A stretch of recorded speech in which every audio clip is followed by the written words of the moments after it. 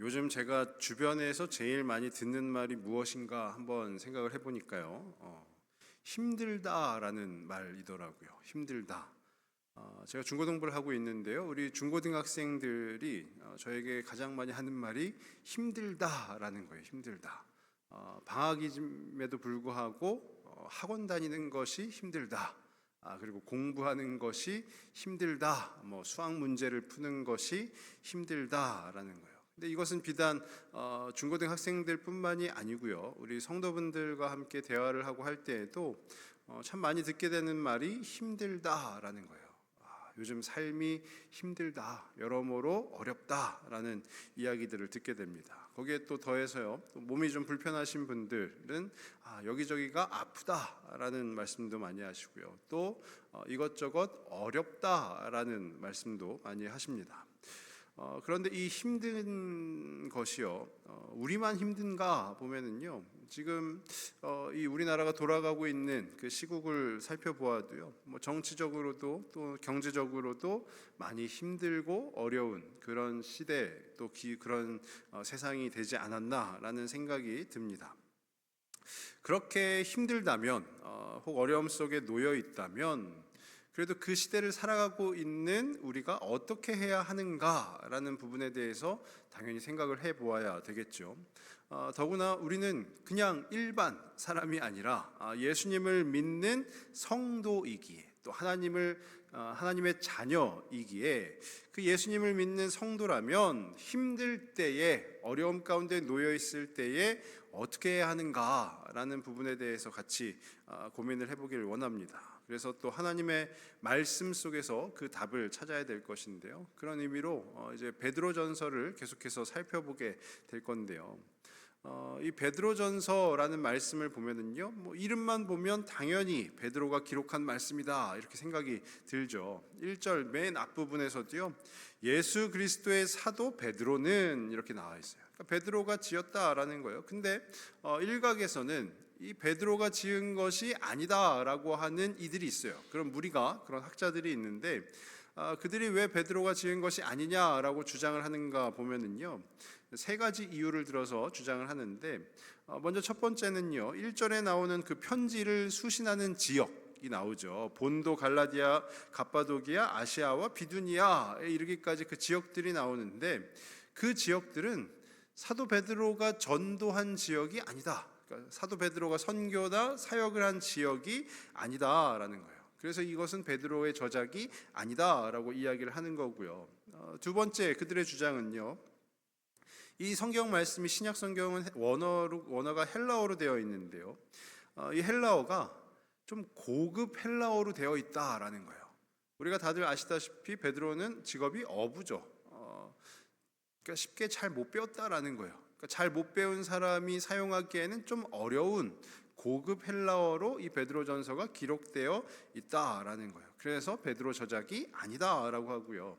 그들이 주장하는 마지막 세 번째 이유는 베드로는 사도입니다. 사도. 즉 예수님과 함께 그 공생의 기간을 거쳤고요. 그 누구보다도 예수님의 측근이었어요. 그런데 이 말씀 가운데, 5장으로 되어 있는 이 말씀 가운데 예수 그리스도의 직접적인 인용이 없다라는 거예요.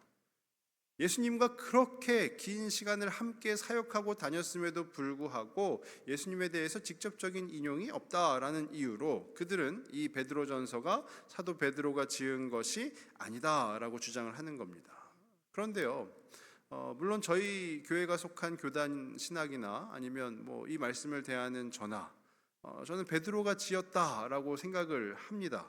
왜 그렇게 생각을 하냐 하면은요, 먼저 그 베드로가 지은 것이 아니다라고 주장하는 이들의 주장을 하나씩 좀 간단하게 반박을 해보면, 편지 수신 지역이 베드로가 사역한 지역이 아니다라고 하는데, 1절 말씀을 다시 한번 자세히 보시면은요, 그 지역이 중요한 것이 아니라 그 지역 가운데 흩어진 나그네, 거기가 중요하다라는 거예요. 흩어진 나그네가, 흩어진이라는 단어의 뜻이, 단어의 원어가요, 들어보셨을 텐데 디아스포라라고 합니다. 디아스포라. 그러니까 분산되다, 흩어지다 이런 뜻을 가지고 있는데요. 그러니까 예루살렘 등지에서 모여 살던 유대인들 혹은 이방인 성도들이 왜 흩어지게 되었는가 하면은요, 기독교를 핍박하는 거예요. 예수님을 믿는 사람들을 박해하고 핍박하는 그들을 공격하고 하다 보니까 이들이 이제 자연스럽게 흩어지게 되었다라는 거예요. 그 고난 속에 흩어지게 되었는데 그들을 무엇라 말씀을 표현을 하고 있는가 하면은요, 나그네라고 표현을 하고 있습니다. 이 나그네라는 단어가 갖고 있는 뜻이 무엇입니까? 잠시 머물다 가는 이가 바로 나그네죠. 더 쉽게 표현하면 다시금 돌아갈 곳이 있는 이가 이 나그네라는 단어예요. 이것을 성도에게 적용을 해보면 성도가 나그네입니다 라고 했을 때 어떤 의미인가 보면은요, 예수님의 재림을 기다리는 성도들, 다시금 돌아갈 그 본향, 그 하나님의 나라 천국을 기다리고 소망하는 성도들이라는 거예요. 그러니까 이 사도 베드로가 그 본인이 사역하지도 않은 지역에 편지를 보낸 것이 아니라 그 지역까지도 흩어져서 같이 어디에 사는지조차도 모르는 그 성도들에게 쓴 편지가 바로 이 베드로 전서라는 거예요. 그리고 또 고급 헬라어로 되어 있었다고 그랬잖아요. 근데 베드로 전서 마지막 부분에 보면은요, 5장 12절 앞부분인데요, 5장 12절 앞부분에 보면 내가 신실한 형제로 아는 실루아노로 말미암아 너희에게 간단히 써서 권하고 라고 되어 있어요. 이 실루아노는 사도행전에는 실라로 나오는데요, 이 실루아노가 베드로가 구술을 합니다. 구술이라는 것은 이제 입으로 표현을 하는 거예요. 말로 계속 이렇게 적어라라고 하면 실루아노는 그 구술을 받아 적는 비서로서의 역할을 감당한 거예요. 그러니까 베드로가 말한 것을 그대로 받아 적지 않고 이 실루아노는 그것을 조금 쉽게 표현하면 고급진 언어로 표현을 했다라는 거예요. 그래서 이 편지가 완성이 되었다라는 것이죠. 그리고 사도임에도 불구하고 예수 그리스도에 대한 직접적인 인용이 없다라고 했는데, 이 말씀을 베드로전서 말씀을 쭉 보시면은요, 자신이 그리스도의 그 고난의 목격자인 것을 진술을 하고 있어요. 4장 1절 말씀인데요, 베드로전서 4장 1절에 보시면 그리스도께서 이미 육체의 고난을 받으셨으니 너희도 같은 마음으로 갑옷을 삼으라. 이는 육체의 고난을 받은 자는 죄를 그쳤음이니. 그리스도께서 이미 육체의 고난을 받으셨다라고 기록을 하고 있죠. 근데 이 4장 1절만 보면 그게 직접 본 건지 아닌지 잘 모르죠. 근데 이어지는 5장 1절 말씀을 보시면은요, 5장 1절에 너희 중 장로들에게 권하노니 나는 함께 장로된 자요 그리스도의 고난의 증인이요 라고 하면서 베드로 자신이 내가 그리스도 고난의 증인이다. 증인이라는 것이 무엇입니까? 목격자죠. 그리스도의 고난을 내가 직접 바라본 사람이다 라고 이야기를 하고 있는 거예요. 그래서 이 베드로 전서는요, 이처럼 베드로가 쓴 편지임이 타당하다라는 거예요. 그러면 이 베드로 전서의 내용이 무엇인가 하면 생각을 해보면은요, 한 문장으로 정리하면 힘들어하는 이들에게 쓴 편지라는 것입니다. 힘들어하는 이들에게 쓴 편지. 제가 아까 서두에도 말씀드렸잖아요. 요즘 제가 많이 듣는 말이 힘들다인데, 힘들어하는 이들에게 베드로가 쓴 편지라는 거예요. 왜 이 편지를 받는 이들이 힘들었는가 하면은요, 흩어진 나그네만 보아도 알 수가 있는 거예요. 예수님을 믿는다는 것 자체로 박해를 받고요, 핍박을 받고요, 여러 가지 공격을 받고요. 그래서 결국 흩어지고 숨어서 지낼 수밖에 없는 그들의 삶이 어떠했겠습니까? 당연히 힘들지 않았을까요? 그 힘든 성도들에게 베드로가 편지를 쓴 거예요. 그러면 그들에게, 그 힘들어하고 있는 그들에게 베드로가 무엇이라고 했는가 하면은요, 야, 우리 다들 너무 힘드니까 이제 그만하자. 우리 예수 믿는 거 이제 그만하자라고 했는가 하면은 절대 아니다라는 거예요. 아무리 고난 중에 놓여 있다 하더라도 우리가 힘들더라도 힘을 내라라는 그 메시지가 바로 이 우리가 대하고 있는 베드로전서의 내용이다라는 것입니다. 이 베드로전서 기록 목적이라도 할 수 있는 구절이요, 아까 우리 5장 12절 앞부분을 보았는데 그 뒷부분, 이어지는 부분을 보시면 이것이 하나님의 참된 은혜임을 증언하노니 너희는 이 은혜에 굳게 서라. 힘들어요. 성도의 삶이 힘듭니다. 여러 가지 핍박도 있고 고난도 있고요. 그 가운데서도 베드로가 그들에게 권면하는 것은 이 은혜에 굳게 서라라는 거예요. 자꾸 흔들리려고 하니까, 그 안에서 자꾸 넘어지려고 하니까, 무너지려고 하니까 그러지 말고 이 은혜를 붙잡고 그 은혜에 굳게 서라라고 이야기를 하는 거예요. 이 하나님의 은혜에 굳게 서라라는 것이죠. 그러면 이 고난 속에서 우리 성도는 어떻게 살아가야 하는가? 바로 이 말씀이에요. 은혜에 굳게 서는 것입니다.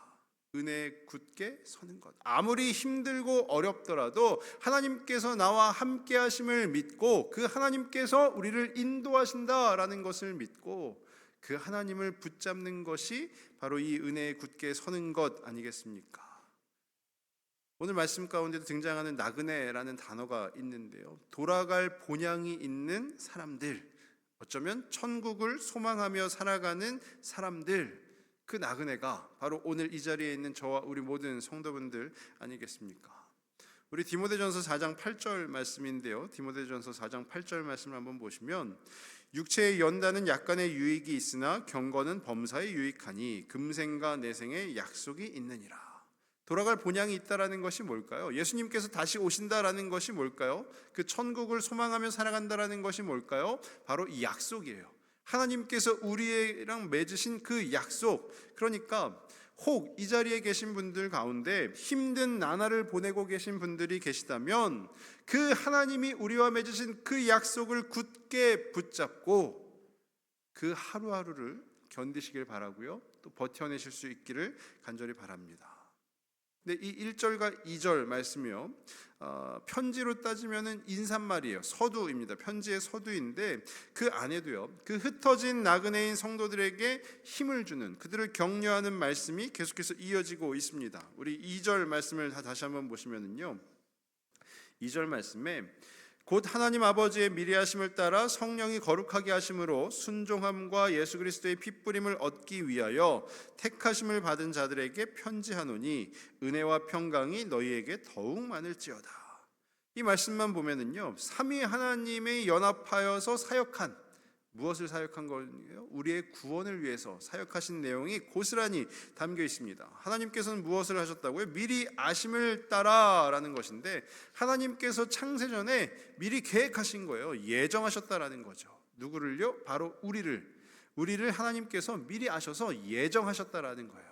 그러니까 우리 성도는 하나님께서 미리 아시고 그분의 계획하심 속에 예정한 사람이 바로 성도라는 것이죠. 또 이어지는 말씀이에요. 성령이 거룩하게 하심으로 라고 되어 있는데요. 하나님으로부터 멀어진 죄로 얼룩진 인생을 하나님의 그 크신 사랑으로 인하여 성령을 통하여서 우리가 거룩해진 거예요. 다시금 구별된 존재로 나타나게 되었다라는 것이죠. 또 이어지는 말씀에 예수님의 핏부림을 얻기 위하여 라는 것. 예수님의 핏부림이 무엇입니까? 십자가의 은혜를 입게 된 것이죠. 그리고 그 믿음으로 영생을 얻게 되는 것이다 이거예요. 그러면 그것을 받은 이들이 누구냐? 말씀이 정리하는데요. 택하심을 받은 자들이라는 거예요. 택하심, 하나님의 선택하심을 받은 자들. 우리의 구원은요, 우리가 선택하는 것이 아니라 전적으로 하나님께서 선택하시는 것입니다. 그래서 이 구원은 받는 거예요. 우리 에베소서 2장 8절 말씀인데 한번 같이 보시면은요. 너희는 그 은혜에 의하여 믿음으로 말미암아 구원을 받았으니 이것은 너희에게서 난 것이 아니요 하나님의 선물이라라고 돼 있어요. 하나님의 선물이 무엇입니까? 선물은요. 우리가 무엇을 할 수가 없고요. 온전히 하나님께서 우리 가운데 주시는 것, 그리고 우리는 받기만 하는 것, 그것이 바로 선물 아니겠습니까? 그러니까 정리하면은요, 우리의 구원은, 즉 성도의 구원은 우리 자신으로 말미암음이 아니라 온 세상을 창조하신 하나님 아버지로부터 말미암은 것이다. 이것이 바로 우리의 구원이라는 것입니다.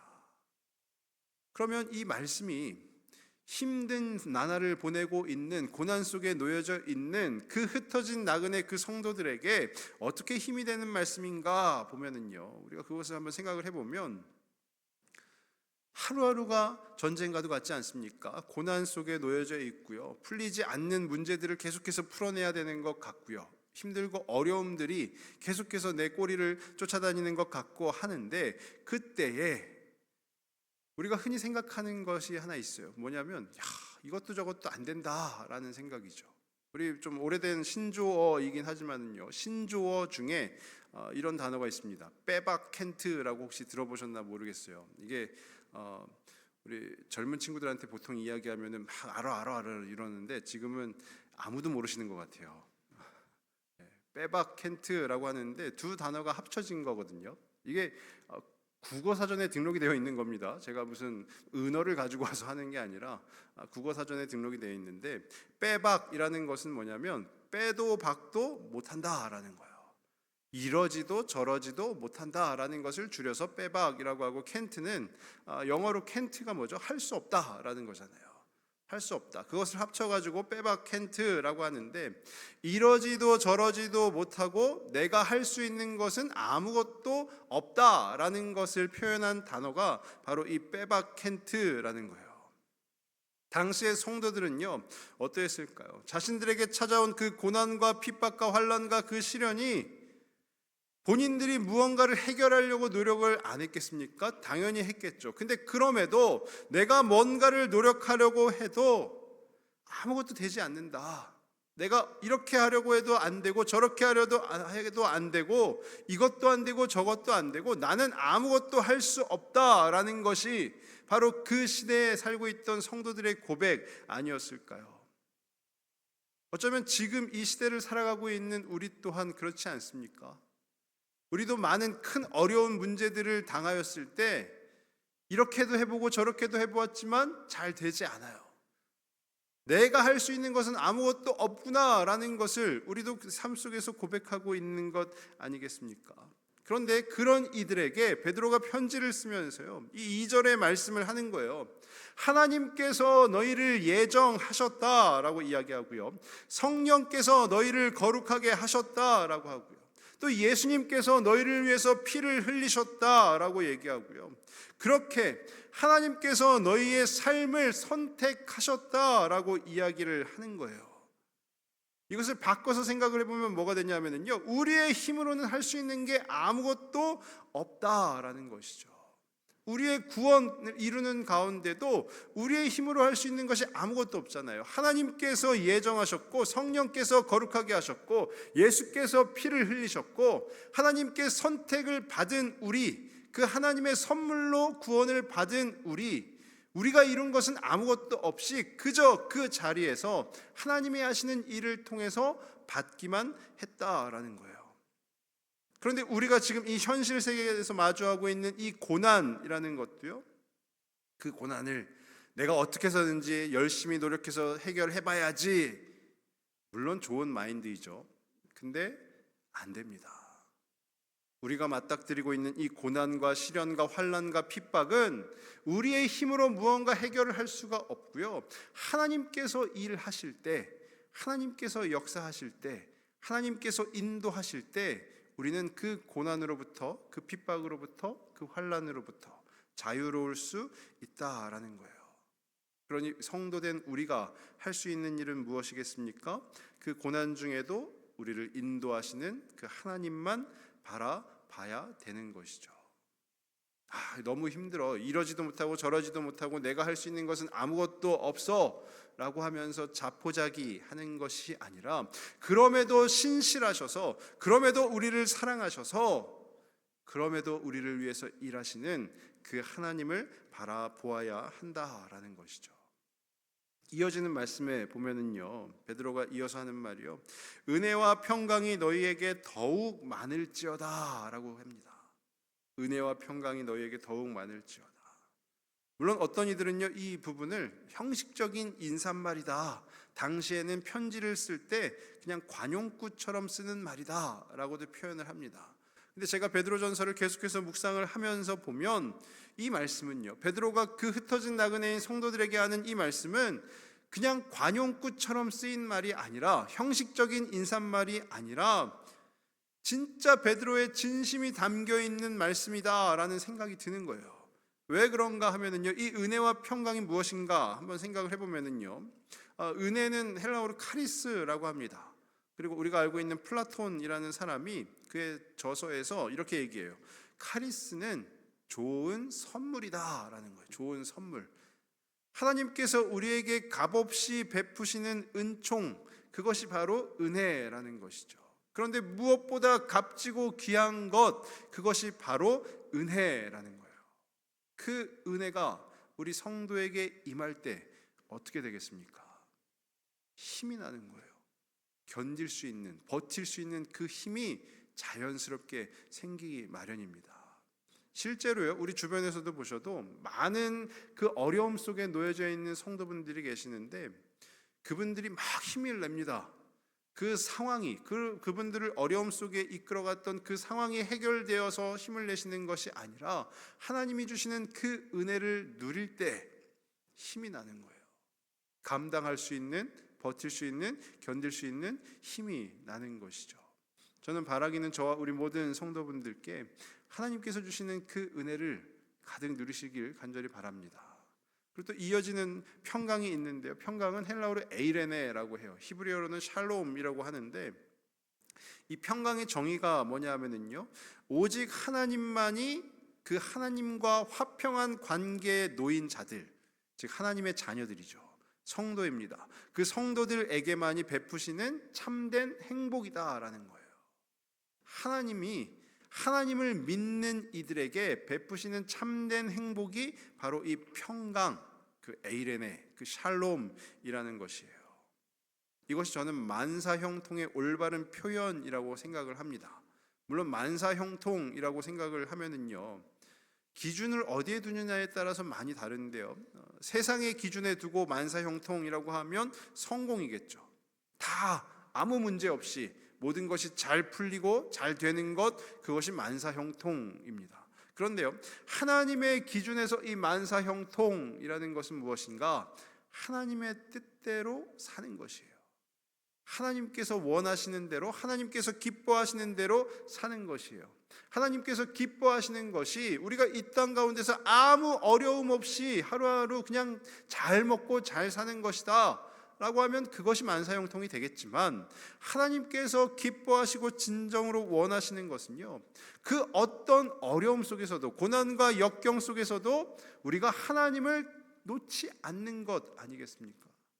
하나님의 손을 굳게 붙잡고 놓지 않는 것, 그것이 바로 하나님께서 우리 가운데 원하시는 것이죠. 그 하나님께서 우리 가운데 주시는 참된 행복을 누릴 때 우리는 고난과 역경이 무슨 행복이야 라고 생각을 하실 수 있겠지만, 이 고난이라는 것이요, 나를 넘어뜨리는 도구가 되는 것이 아니라 나를 하나님의 은혜의 자리로 이끌어가는 동기가 된다면 그 고난이 바로 우리에게 그 은혜와 평강이 되는 것 아니겠습니까?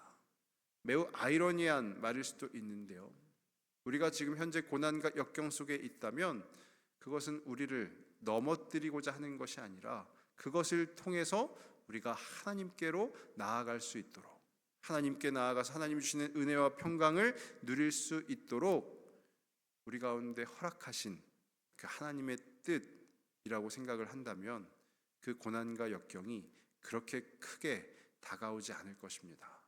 하나님께서 베푸시는 은혜를 기대하고 소망하게 될 것입니다.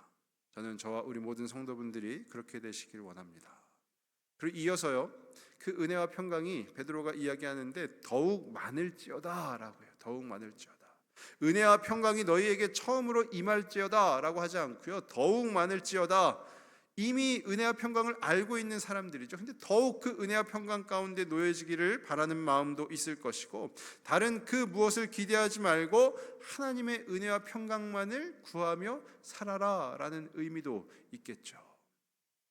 힘들고 어려우면은요, 그것을 어떻게 해서든지 해결하고자, 아니면 그것으로부터 벗어나고자 하는 생각들이 우리 가운데 들 텐데, 그보다 하나님께서 주실 은혜, 하나님께서 베푸실 그 평강을 기대하고 또 기대하는 그 마음을 품는 것이 더욱 많을지어다 라는 그 베드로의 고백에 담겨있는 내용 아니겠습니까?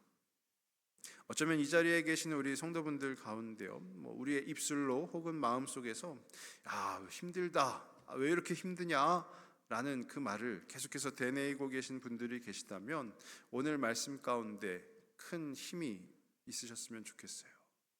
하나님께서는요, 우리를 힘들게 하고자 고난과 역경 속으로 인도하시는 것이 아니라 그 가운데서 하나님 주시는 은혜와 평강을 누리고자, 그렇게 하나님의 손을 굳게 붙잡고자 그래서 하나님께서 우리 가운데 고난을 주시는 줄 믿습니다. 그러니까 그 고난은요, 우리를 넘어뜨리려 하는 것이 아니라 우리를 하나님의 은혜 자리로 인도하는 그 연결고리라고 생각을 하시면 훨씬 더 그 은혜와 평강을 기대하고 소망하는 것에 어려움 없이 주님 앞에 나아갈 수 있을 것입니다. 저는 바라기는 우리 모두가 그 하나님의 은혜와 평강을 더욱 누리고 더욱 그 소망 가운데 품고 그래야 해서 하나님 앞에 나아가는 저와 우리 모든 성도분들 되시길 주님의 이름으로 축원합니다. 이 시간 우리